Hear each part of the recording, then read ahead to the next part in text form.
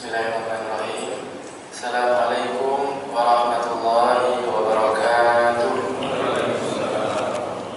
Bagaimana kita bisa menjadi pemimpin yang terbaik dan memiliki 4 kepribadian tadi sebagai sosok suami di dalam keluarga? Jawabannya adalah dengan membaca dan mengikuti sirah Rasulullah SAW. Maka kuncinya adalah ilmu.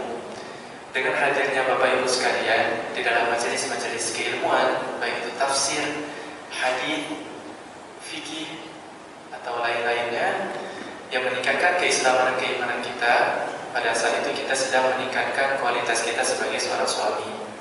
Yang kemudian hidayah yang kita dapatkan berupa ilmu pengetahuan tadi, hidayatul irsyad, kita kembangkan menjadi hidayatul taufiq, hidayah yang berupa pengamalan implementatif di dalam kehidupan kita. Jadi ilmu yang tadi kita pelajari memang bisa didapati oleh semua orang, tapi belum tentu bisa diamalkan oleh semua orang. Itulah yang menjadi pembeda kita satu sama lain.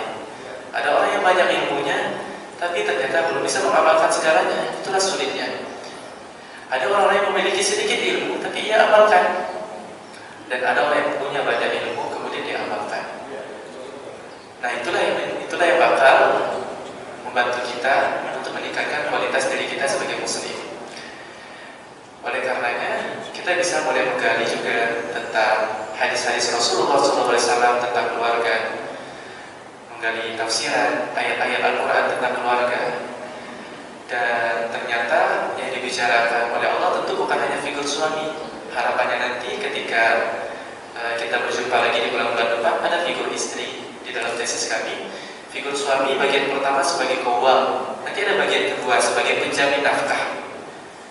Dan bagaimana jika suami meninggal, maka berpindah nanti ke ayah atau ke anak laki-laki, ke ayah, kakek dan ke atas, kemudian ke anak laki-laki ke bawah dan seterusnya kepada saudara. Itu dibahas dalam fikih. Kemudian juga ada figur istri, apa saja yang menjadi peranan istri, apa yang sudah banyak hilang dari istri akhir zaman ini. Lalu bagaimana dengan figur anak? Apa peran anak? Bagaimana dengan figur keluarga besar? Ternyata sistem kekeluargaan di dalam Islam itu bukan keluarga inti. Kita hidup tidak cukup hanya dengan kita, istri, atau suami, anak. Tidak cukup. Sistem hidup kita adalah keluarga kekerabatan. Dalam Islam itu sistem hidupnya keluarga kekerabatan. Waris itu bukan hanya nuclear family, tapi ada yang sampaikan extended family, keluarga besar. Itu juga dibahas. Bagaimana peranan keluarga besar.